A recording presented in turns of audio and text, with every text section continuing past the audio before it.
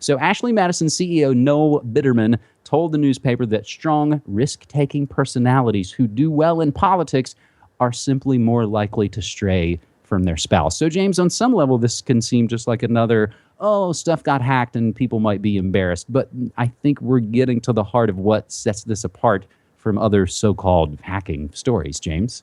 Well, that's right. And the word of the day, I guess, for this is schadenfreude. Of course, people are going to take a look at these Congress critters and parliament pests and other politicians in all of these capitals, including, of course, Ottawa, getting busted in a hack like this and think, well, it couldn't have happened to a more deserving bunch of people, especially because it was clearly their own actions that ultimately, led to this. But I think we have to be careful about the lynching that can take place here. Of course, no one's going to stand up for a bunch of cheaters like this, but the point of this is that this really is a sign, a taste of what can happen when these types of websites, and not just these types of websites, but really any website that collects any of your personal information and or credit card data or whatever, gets hacked and released to the public in a big way like this. And there's a couple of stories that at least broach this idea. One from Washington Post talking about don't gloat about the Ashley Madison leak.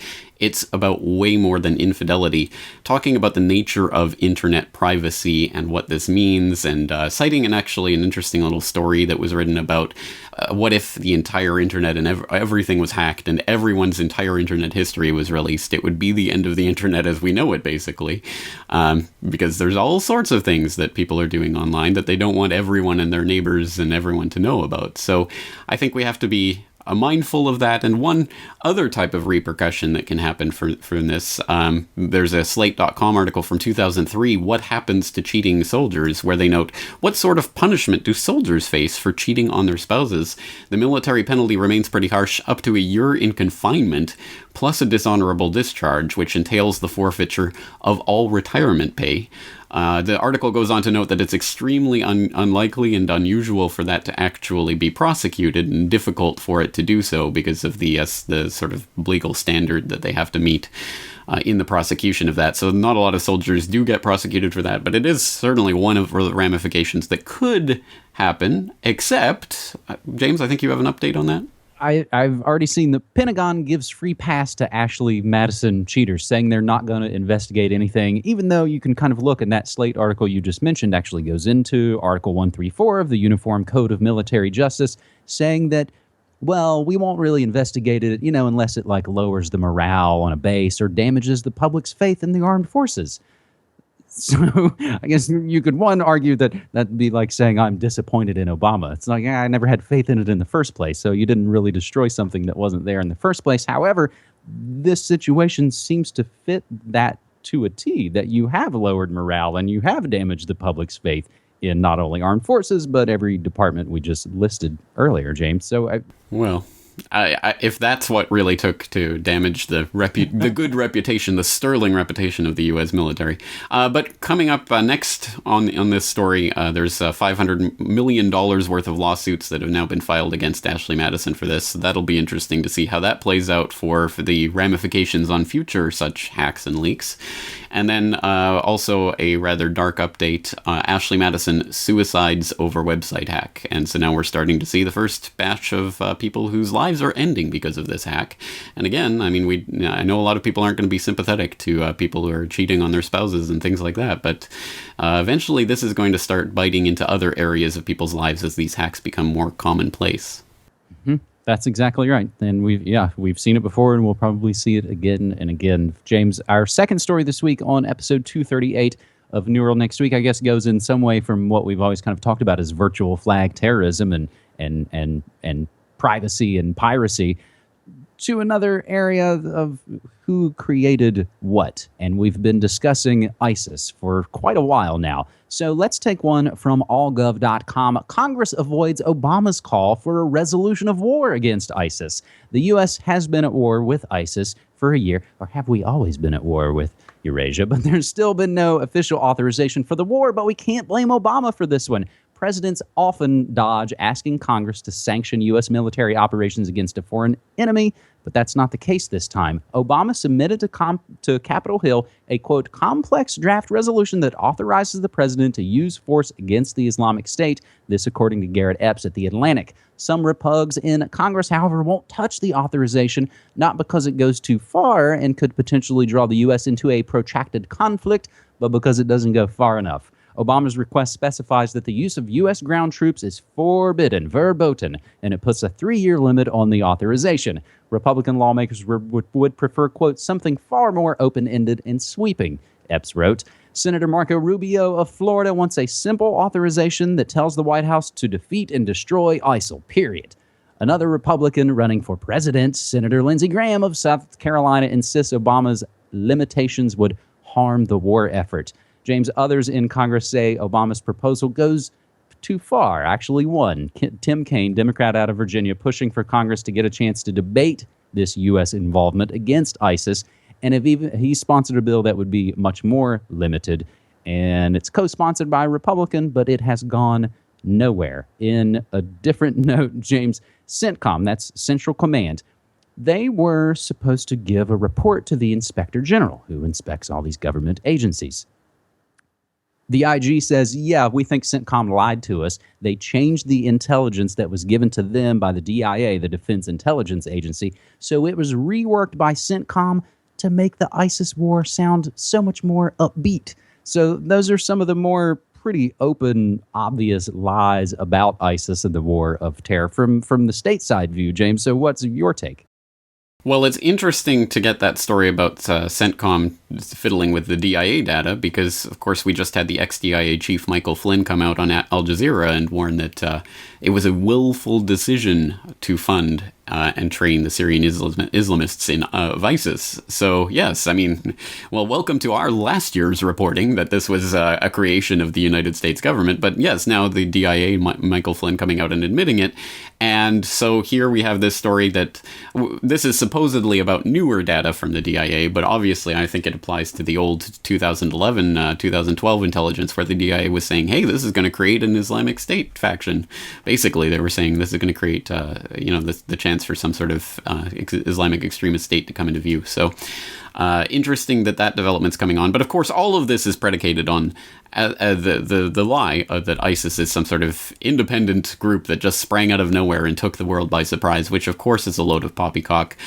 Please do see who is really behind ISIS, episode 295 of the Corbett Report from last year, where we detailed the various groups that are behind the rise of ISIS, including, of course, Turkey, who has been, I think, more increasingly in the spotlight. And I think it's interesting that some of these stories are coming up. For example, we just had one from McClatchy, Syrian rebels, Turkey tipped al-Qaeda group to U.S.-trained fighters. So people who don't know about this story, basically there were a bunch of U.S.-trained moderates who entered into Syria to undermine ISIS. And, oh, lo and behold, they were instantly captured. And so it turns out now the latest accusations that basically Turkish intelligence tipped off ISIS that these guys were coming and when and where, and that's how they got nabbed. But Turkey has just come out to officially deny those allegations, so take it for what that's worth.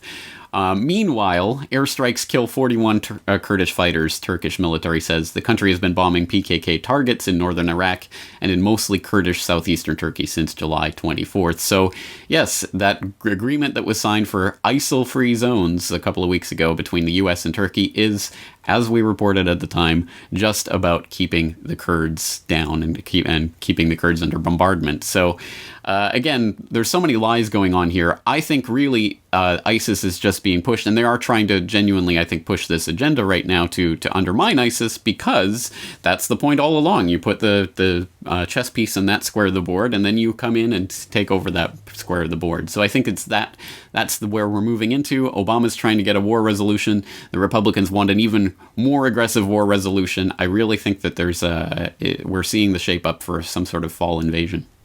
Well, and it should always be obvious that that's the only real difference between the two phony sides here in the States is how much war each side wants. It's not like one is against it and one is for it. And James, I think it's amazing how quickly sort of the updates come, as we did. We just talked about that 2 weeks ago. Oh, they made that deal with Turkey, and then there you see it, killing Kurdish fighters just within a couple of weeks. So it does floor me sometimes how quickly a lot of these things happen. And just by paying attention week after week, you start to be able to add it up and say, oh, I've seen this. I know how this is going to play out. Our third and final story this week, James, as we typically do and as we have done all throughout 2015, is try and highlight some kind of good news. And this, James, may be one of our not unmitigated good news, but it is good because the truth will out. And we'll take it from the antimedia.org. Independent GMO researchers FOIA'd emails show $25,000 Monsanto grant in January 2015. A FOIA request filed by an Oakland organization called U.S. Right to Know requested email records between academics, scientists, and representatives of big agriculture. The FOIA requests were sent to 14 scientists at 4 public universities, University of Nebraska, Florida, UC Davis, and the University of Illinois, requesting info on communications and email records. The FOIA findings included communications of well-known, staunch proponents of GM crops like Kevin Folta, a professor and chairman of the Horticultural Sciences Department at the University of Gainesville in Florida, who received a $25,000 grant from Monsanto. The emails revealed the funds, quote, could be used at his discretion in support of his research and outreach projects, end quote. About 4,600 pages of emails and other records were obtained from Folta, and according to the communications, the ties between allegedly objective scientists and big agriculture run deep. This even from Nature magazine, quote, the documents show that Monsanto paid for Folta's travel to speak to U.S. students, farmers, politicians, and the media. Other industry contacts occasionally sent him suggested responses to common questions about GMOs. Now, of course, it's not uncommon for scientists to get corporate funding through grants, but these revelations are troublesome because Folta is sold to the public as an independent authority on GMOs. In fact, the biotech industry-funded site GMOanswers.com, which seeks to dispel myths about the dangers of GM foods and pesticides, myths about the dangers of pesticides, they haven't disclosed Folta's financial ties to Monsanto. Nature goes on to say that the Oakland Group U.S. Right to Know is, quote, probing what it sees as collusion between the agricultural biotechnology industry and academics who study science, economics, and communication. So in layman's terms, as the anti-media puts it, Right to Know is made up of ordinary people who seek to make corruption transparent and obliterate illusions of objectivity. James, I started to look into this guy. He was on the freaking Joe Rogan podcast a few months ago, which means you're on there for 3 hours, and the only mention of Kevin Folta being paid by Monsanto is in the comments down below. And then I looked at his blog, and I looked at his Twitter feed, at Kevin Folta, and now it's pretty much all hand-wringing about anti-science fear-mongers and how all the good scientists are being questioned and attacked. And he repeatedly says, quote, I'm grateful for the support, end quote, of Big Ag. And finally, guess what his blog is called, James? Illumination. You can't make this stuff up, can you? That's, couldn't have happened to a more deserving scientist, I guess. Yes, well, exactly. I think you raised an important point there. It's about the fact that he goes around parading himself as an independent expert.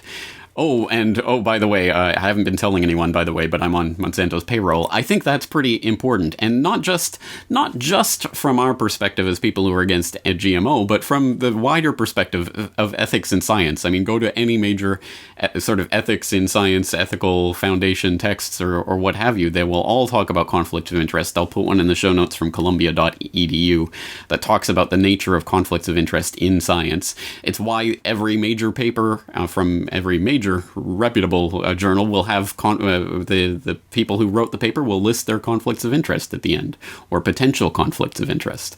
I mean, there's a reason they do that, and that's so that you know, okay, this guy is actually paid by Monsanto to go travel to LA to be on the Joe Rogan podcast. Maybe that's going to affect what he says or what he doesn't say or the way that he approaches the subject. Maybe I should think about what he's excluding from this conversation. So again, if he came out and openly said it, that would be one thing. The fact that he hasn't said it until it was forced out by Freedom of Information Act shows that there's something that he wants to hide there. But I think, again, let's not lose the forest for this tree. Yes, a $25,000 grant, 25K grant to this one scientist is one thing, but the bigger picture is something that I wrote about for The Forecaster a week or two ago, the business of biotech, talking about the billions of dollars, billions with a B, that have been funneled into the biotech industry to create that industry, to make it into a multinational